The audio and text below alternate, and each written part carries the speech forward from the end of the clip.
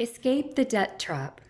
Let the Lord Lead You Out by Dr. Craig Hood, 2003. Chapter 4, The Escape Plan. Then you will know the truth, and the truth will set you free. John 8:32. Imagine standing in front of two doors. On one door is the sign, World Truth, and on the other the sign, Jesus Truth.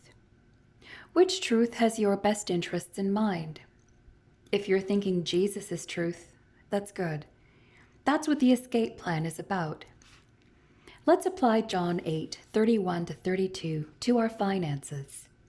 To the Jews who had believed in him, Jesus said, "If you hold to my teaching, you are really my disciples.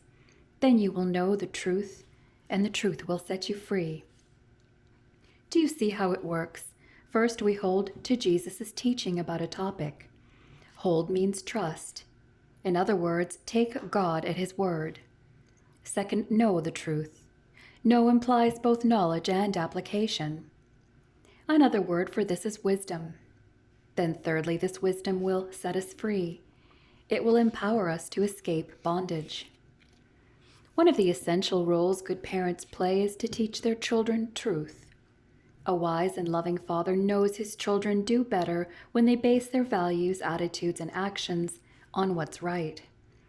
Good parents support us when we mess up, but they also give advice and instruction to get us back on the track to freedom. I'm grateful to have a mom and dad like that, and I am trying to do the same with my children.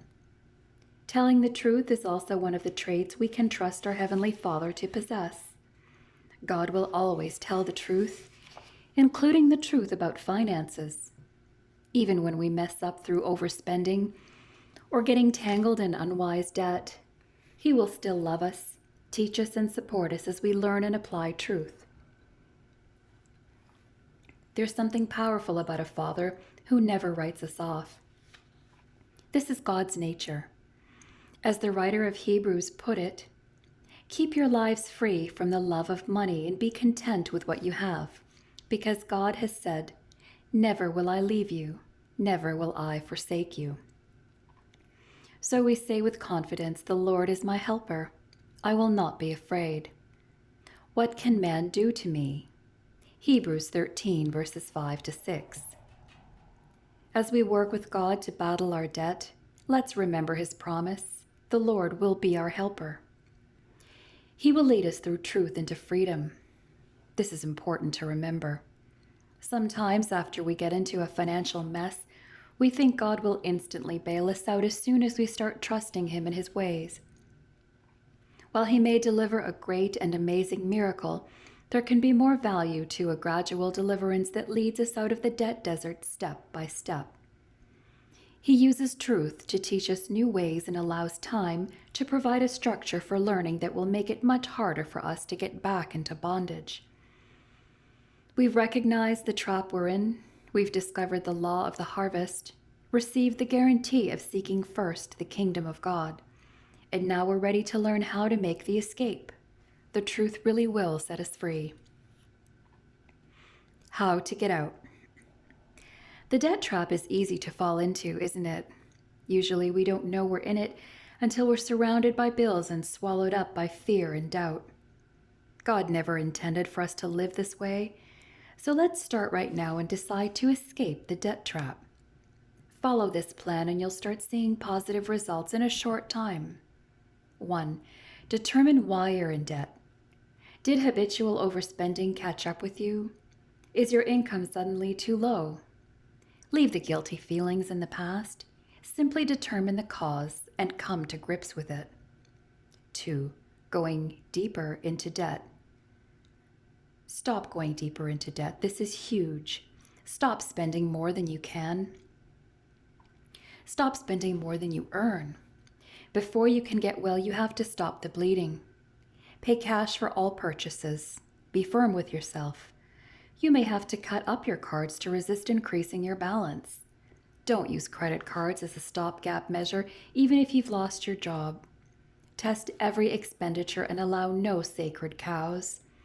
No expense is too small to ask the question, Do I really need this right now? Many legitimate purchases can be put off for a better time. See what expenses you can reduce or eliminate. This is tough, but it nets results. 3. Find out how much you owe. You need to know an exact number so you can create a plan to pay that amount off. With a good plan and patience, you can reverse your course, recover, and stay out of trouble. Resist opening up new credit card accounts. This will help you avoid a quick fix that many times turns disastrous. 4. Know your income and expenses. This will be much like a financial CAT scan.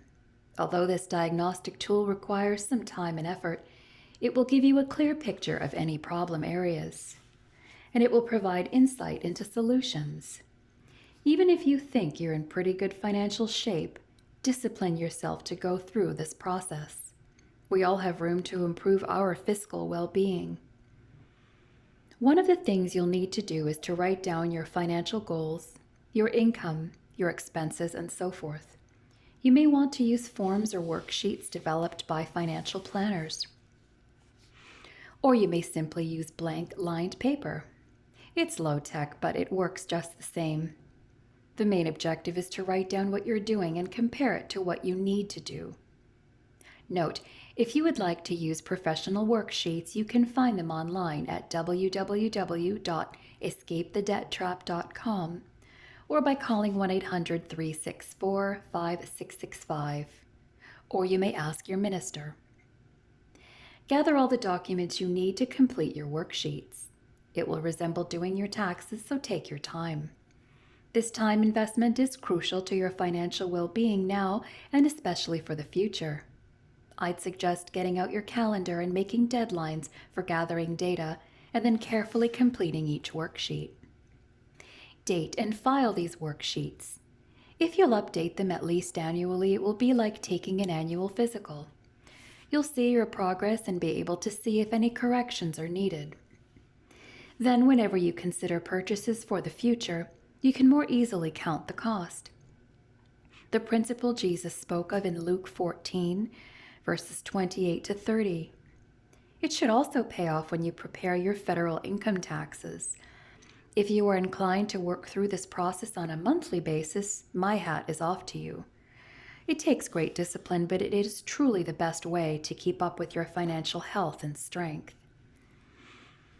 Most people think that if they have money in their checkbook at the end of the month, they must be okay. However, debt from unsecured credit cards can creep up gradually, greatly increasing your monthly expenses. Approximately 25% of the people with credit card debt report that they're paying only the minimum amount. That is a recipe for disaster. If you're paying only the monthly minimum on your card or cards, but are still making new purchases, you will see your payments increase quickly. Remember that even if the minimum payment amount is printed on your statement, or if the bank card company offers to let you skip a month, the interest keeps accumulating on all unpaid balances. 5. Make a spending plan. This is a multi-step plan. Your objective is to figure out how to spend only what you must so that you can dedicate as much as possible to a debt repayment plan, savings plan, and a giving plan. Savings plans will eventually be segmented into savings for retirement, education, emergencies, repair, and replacement. It may not be a large amount in the beginning, but with a well-prepared spending plan, your reserves will grow in time. Now comes the dreaded B word, budget. Most of us hate to think of budgeting because it implies restriction. But we do need a plan. Whether it's a plan for eating or spending, the best plans net the best results. The better the strategies in our plan, the more effective our use of money will be. Completing your financial worksheets guides you through this process. So let's put it together by making a list of all your expenses on a spending analysis worksheet. First, it is essential to realize you need to spend less than your income. Secondly, determine true needs and begin to establish some goals to adjust your spending so that your money goes first to your priorities. Referring to your list of monthly expenses, it will be like working a jigsaw puzzle. You'll have to pull some funds from one place to another in order to create the right picture. As you lay out your plan, be sure to use a pencil on this worksheet. Start with your regular fixed expenses, giving to the Lord's work, mortgage or rent, car, insurance. Now consider monthly expenses where the amount varies from month to month, such as groceries, utilities, even taxes. Sometimes you'll need to use an annual total and divide by 12 to obtain a monthly average. Carefully prioritize additional expenses and commitments. Giving to the Lord's work, buying a house, and saving for your child's education and your own retirement is more important than going to the movies or eating out. Plan inexpensive recreation too. Just remember that you are looking for ways to free up cash to apply to your debt reduction worksheet. Watch how much you spend. Think long term as you look for ways to contain your spending. Another powerful way to contain your expenses is to get a receipt or record for every purchase you make during the week. No expense is too small. Make sure these weekly expenses are included on your spending analysis worksheet. Add up the week's receipts and see what you got for your money. Is the morning coffee on the way to work worth an extra $10 or more a week? Now you're ready to take the information from the analysis and create a written plan, your true budget. You started with two major objectives: spend less than you make and tie all spending to your priorities. When God is first, it will show up in your spending. That's not to say your giving will be the biggest item in your spending plan, although it might be. It simply means you have intentionally matched your actions with your goals. You can put this into practice by writing your checks according to the priority of the expense rather than by the amount of the expense. The most important checks are written first: giving, house payment, other budgeted necessities. The other items and decisions come later. 6. Develop a written repayment plan. Your top priority in this repayment plan will be your secured assets. These are the items you will lose to the lender if you don't repay in time. Your next priority is to repay the debt on unsecured purchases. The plan may make you a little impatient because it will take longer to fulfill, but typically these lenders are more willing to work with you, especially if you're working with a financial counselor. Consider doubling up on your payments. This is possible if you have cut back on your discretionary spending in your written budget. Eat out less often, or not at all. Buy less expensive items. Make what you wear and use last longer. Whatever you decide to do, write it down and keep your written budget near your bills. This will help you remember to keep finding money to put toward your repayment plan. Another way of attacking debt is to take your smaller balances and pay them off first. You will gain both the satisfaction of checking it off the list of liabilities and applying that amount toward remaining debts or your emergency reserves. 7. Develop a savings plan. As mentioned earlier in Step 5, spending and saving need to work in tandem. If you haven't already done this, you need to develop a savings plan with short-term and long-range objectives. One place to focus your short-term savings is on an uh-oh fund. This is money you will definitely need when something breaks. Save until you've put $1,000 in this fund. You will feel a great deal of satisfaction and relief when you have the cash reserves to handle that next maintenance emergency.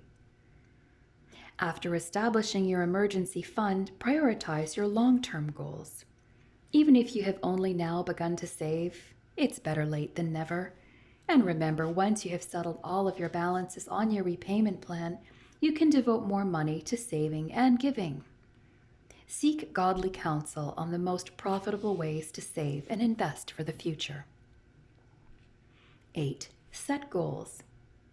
Now that you've gone through the first steps of immediate damage control and begun at least a modest savings plan, start concentrating on money management. It begins by setting good financial goals, both short-term and long-term. The process will serve to crystallize your thinking. Even if you can set aside only $1 a month towards your goals, do that. It will create a concrete goal instead of a fuzzy one. As you pay off old debts, apply that money to your goal accounts. If you want to put your kids through college, buy a home, tithe, support mission work, or pay off a debt, you must concretely establish that objective. Goal setting is important when buying a house. When we bought our first house, we were planning to begin our family in 2 or 3 years, so we looked for a house that my salary alone could handle. We obviously wanted a house in a safe neighborhood and close to my workplace. And we wanted a place where we could invite people from church over for fellowship. We had all these ideas in mind, and God led us to a wonderful house. Given our stage in life, it was exactly what we wanted. We were even able to get a special lower interest rate on the home because we were first-time homeowners. If you have home ownership as one of your goals, getting your debt load under control will help you make this possible. A noted national speaker and author, Stephen Covey, says, "Begin with the end in sight. That's the essence of good goal setting." Jesus taught the importance of counting the cost. Suppose one of you wants to build a tower. Will he not first sit down and estimate the cost to see if he has enough money to complete it? For if he lays the foundation and is not able to finish it, everyone who sees it will ridicule him, saying, "This fellow began to build and was not able to finish." Or suppose a king is about to go to war against another king. Will he not first sit down and consider whether he is able, with 10,000 men, to oppose the one coming against him with 20,000? If he is not able, he will send a delegation while the other is still a long way off, and will ask for terms of peace. In the same way, any of you who does not give up everything he has cannot be my disciple. Salt is good, but if it loses its saltiness, how can it be made salty again? Luke 14, verses 28 to 34. When we approach more spending decisions by starting with the goals, we make better decisions about homes, cars, college, retirement, and so forth. A serendipity to goal setting is becoming less vulnerable to impulse buying and more focused on the future. When we're dealing with money and finance issues, it is similar to going to war. We have resources and we have enemies. To win the battles, we'll need to calculate literally what we need to be successful and victorious. Once our thinking on spending is determined by our goals, it affects our motivation. We will see the long haul, believe in our direction, and find encouragement in the tough decisions. It's easier to stay on target when we have hope. Once we have our goals in mind, our spending priorities will follow. As mentioned earlier, we can determine our spending priorities very simply by looking at the order in which we write the checks. So if God is first in our life, our offering check will be the first, not the last check we write each week. Next might come our house or rent payment. Go down the line based on your priorities. If paying off debt or increasing your level of giving is a priority, you won't just say it, you'll do something about it. Get that amount written as high in the payment list as you can. Make it a commitment as important as any other, and do not forget it. 9. Keep simple but accurate records. Simply follow the plan you make. It is important to examine your bank statement and balance your checkbook too. I read a CNN poll indicating that 40% of Americans don't balance their checkbooks. This can be especially crucial if you use an ATM for cash or if you use a debit card for purchases. My wife balances our checkbook. She discovered we had a $792 discrepancy between the checkbook register and the amount actually in the bank. It was a simple mistake on our part, too.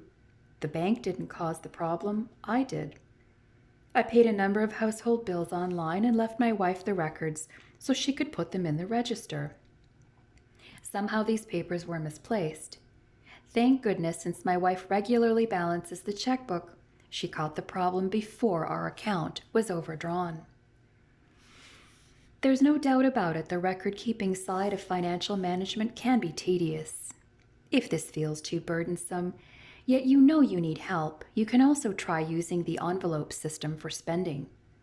This is one of the oldest but most efficient ways to keep your spending under control without having to watch and analyze lots of receipts. The envelope system works this way. Label separate envelopes for each category of expense you're trying to control. At the start of each month or pay period, place enough cash in each envelope to cover your planned spending. For example, you might have envelopes for groceries, recreation, clothing, eating out, etc. When you're headed to the store, check to see how much money you have in the envelope. If you have enough to cover your planned purchases, go for it. Just remember that the amount in the envelope has to cover you until you get paid again and can refill the envelope. If you don't have enough money, you can pull money from one of the other envelopes. If you decide to buy movie tickets instead of groceries, well, that's your choice. This approach is sometimes criticized because people worry about having too much cash lying around. I don't recommend it for fixed or committed expenses, only discretionary spending areas. Keep the money in a secure place, and when you have money left over, don't spend it. Place the extra money in a savings account. You'll be pleased at how your spending will go down naturally when you rely more on cash than the convenience of credit cards or even cash cards. 10. Practice good money management. When you start taking these steps, you'll be in the position of practicing good management skills. The challenge is to stay on track. As the saying goes, plan your work and work your plan. God's word makes it clear that God owns and oversees everything.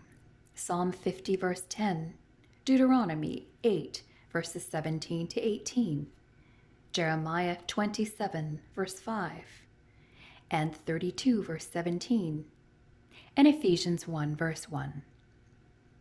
We are actually his managers of these resources. Luke 16 verses 10 to 13. So it follows that we need to constantly employ good management skills to use and master. If you're in the debt trap, these skills will help you get out. Once you're free of the debt trap, the following steps will play a major role in keeping you free.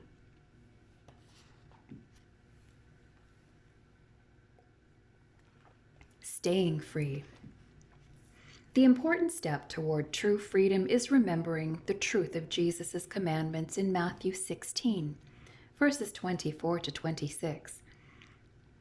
Then Jesus said to his disciples, "If anyone would come after me, he must deny himself and take up his cross and follow me. For whoever wants to save his life will lose it, but whoever loses his life for me will find it. What good will it be for a man if he gains the whole world yet forfeits his soul? Or what can a man give in exchange for his soul? Nothing is more valuable than your soul and the souls of the people you love." It's significant that Christ uses the phrase, gains the whole world. He's using financial terminology to tell us that our lives are an investment. As we formulate our personal plans to escape debt, we have an opportunity to take stock of our lives. How are we investing our lives in our family, friends, and opportunities to influence our coworkers, neighbors, and others? Are we making a difference for the kingdom of God? The amount of money we have doesn't correlate to happiness. In fact, the more we have, the harder it can be to enjoy and appreciate our blessings. I believe this is one of the reasons why Paul said he had learned how to be content. It never comes naturally or automatically. I am not saying this because I am in need, for I have learned to be content whatever the circumstances. I know what it is to be in need, and I know what it is to have plenty. I have learned the secret of being content in any and every situation, whether well-fed or hungry, whether living in plenty or in want.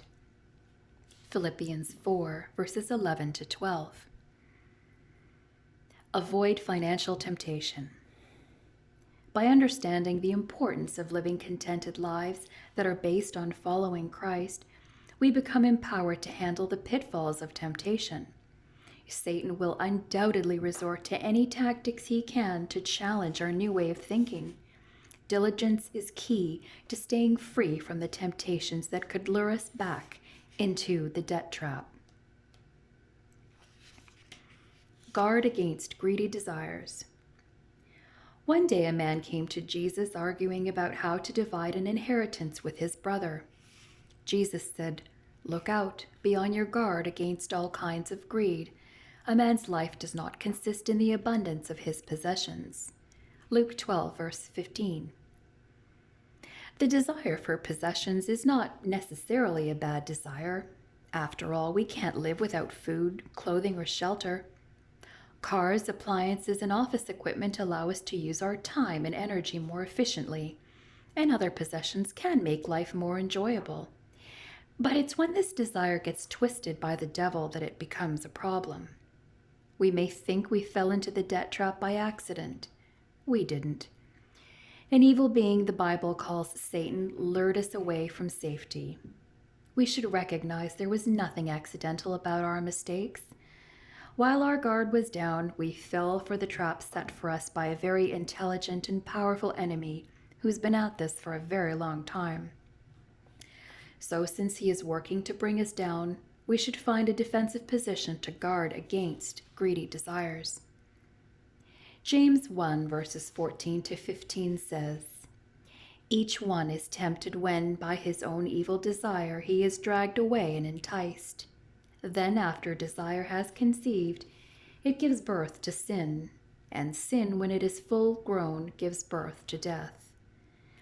Although we may not be totally at fault for our financial blunders of the past, we are now responsible for making better decisions and for learning to overcome the consequences. So rather than letting guilty feelings beat us down, let God build you up. Ask for his insight when confronted by the tricks of greed. Resist the lies, the half-truths and tricks. Knowing that we need clothes to wear and a place to live, Satan can whisper in your ear, "That's not good enough for you. This is a lie." Or, "You deserve a better home." Half-truth. Or, "You should get it if you can." And this is a trick. So we buy or lease more house than we can afford. Now we're several steps deeper in the debt trap. Or he might tempt us by leading us to look in our closet and say, "Is this all I have?" Lie. "Nothing looks good on me." Half-truth. "I don't want my friends to think I don't have any style." Half-truth. So we head for the store, pull out the plastic, and calm our nerves with spending. Another step or two into the debt trap. Do you see how we were set up? It's easy to fall into the trap, so easy. This list of items we might choose to purchase is endless. Our backgrounds, friendship circles, and personal tastes and preferences do vary very widely, but sometimes a personal income is high enough to keep them out of major trouble longer than someone else. But let's not be deceived. If anything, wealthier people often get into a deeper trap because their appetite for possessions and a good time causes them to spend more rapidly. A steady combination of lies, half-truths, and tricks comes at us relentlessly. Decide in advance how you are going to deal with these lies and half-truths before they pop up. Predetermine your route of escape and then stick to your plan. Colossians 3 verse 5 says, "Put to death, therefore, whatever belongs to your earthly nature: sexual immorality, impurity, lust, evil desires, and greed, which is idolatry." Several key ideas stand out relating this verse to the debt trap. But the idea that comes through the strongest is the use of the word greed. What a creepy word. Whoever feels personally guilty of this? Instead, we tend to save this word to describe a self-absorbed and uncaring corporate executive. In reality, all of us are prey to greed because its root meaning is simply a desire for more. Whether we have a lot or a little, if our focus is always to get more and never be content or satisfied, we covet. Many times I've told my children and myself that if you can't enjoy things when you have a little, you'll never enjoy having a lot. How can that be? Well, because no matter how much we have, if we constantly want more, the devil's dart has penetrated our hearts. Instead, take this word to heart. I know what it is to be in need, and I know what it is to have plenty. I have learned the secret of being content in any and every situation, whether well-fed or hungry, whether living in plenty or in want. I can do everything through him who gives me strength. Philippians 4, verses 12 to 13. The Apostle Paul said the ability to be content and enjoy what we have right now can be learned from God. See him as the source of our blessing, seek his wisdom, trust his provision, and you'll sidestep this dart most of the time. If we don't check our desire for more, again, which is greed, we'll be suckers for the slick and persuasive ad campaigns on the radio, television, billboards, and print media. We'll think, I have to have that. Easy credit makes impulse spending possible, but the total debt load creeps up on us very quickly.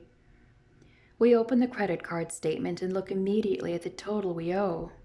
After a gulp or a scream, we immediately look at the individual transactions, hoping the bank or merchant made a series of huge mistakes. Unfortunately, they seldom do. We really do owe that much. We spent a few bucks at one place, a few more at another. We note that we never spent a lot at any one store either. So what happened? Easy. We forgot to ask some very basic questions before we bought these items. Was this item a need or a want? Did I have to buy it now? Can I afford it? Could I have bought it less expensively somewhere else? What will I give up to allow me to make this purchase? That might be a lot of questions to ask, but we can learn to remember them if we want to change and escape badly enough. Read these verses of wisdom.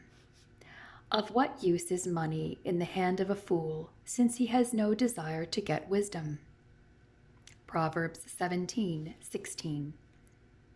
Whoever loves money never has money enough. Whoever loves wealth is never satisfied with his income. This too is meaningless. Wisdom is a shelter as money is a shelter, but the advantage of knowledge is this, that wisdom preserves the life of its possessor. Ecclesiastes 5, verse 10, and 7, verse 12. Proverbs 13:7 speaks directly to this issue. One man pretends to be rich, yet has nothing. Another pretends to be poor, yet has great wealth. Often we buy to make it look like we're doing well, quote unquote. In reality, our finances may be a wreck. On the other hand, the people who appear to be poor often have money saved up for the times they need it the most. Have you heard Osceola McCarty's amazing story? Miss McCarty spent her entire working career washing and ironing clothes for the townspeople of Hattiesburg, Mississippi, home of the University of Southern Mississippi. She gave to her local church, paid her bills, saved her money, and lived a simple but comfortable life. When she retired at the age of 86, she checked with her banker to see how much money was in her account. She discovered that her life's savings had slowly and quietly grown to $250,000. She determined to give $150,000 of the total to the University of Southern Mississippi because, as she said, I want to help somebody's child go to college. Her banker, Paul Lawlin, said, she seems wonderfully at peace with where she is and who she is. Miss McCarty passed away in 1999 at the age of 91, but through her generosity, her legacy will live on forever. Avoid making assumptions. Life, after all, is a series of good experiences and challenges. Our finances are the same way. Leave yourself some breathing room in your spending decisions and their resultant payment obligations. Don't assume that you'll always have the same level of income.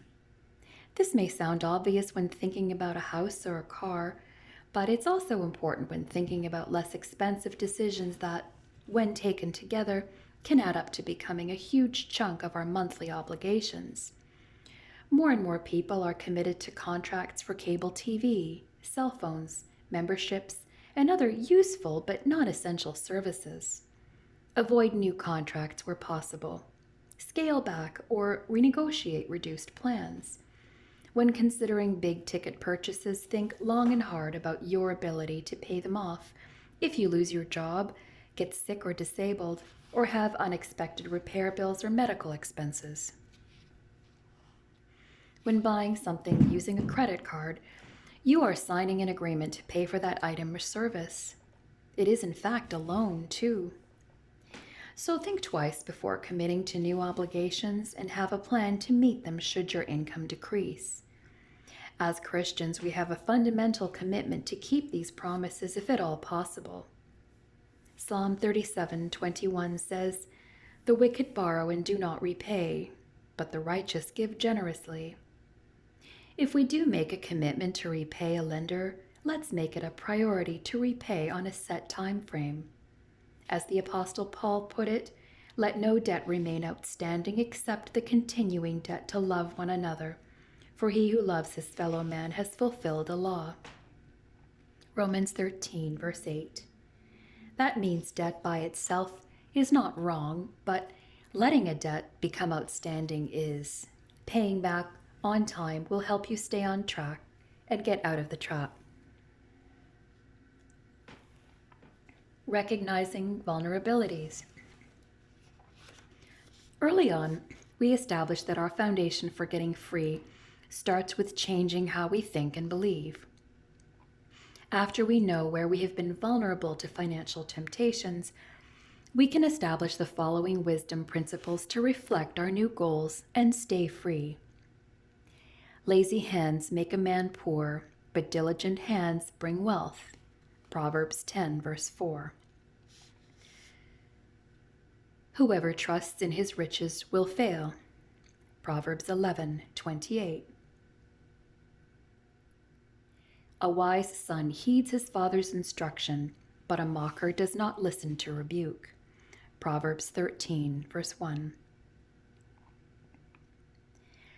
Do not be a man who strikes hands in pledge or puts up security for debts. If you lack the means to pay, your very bed will be snatched from under you. Proverbs 22, verses 26 to 27.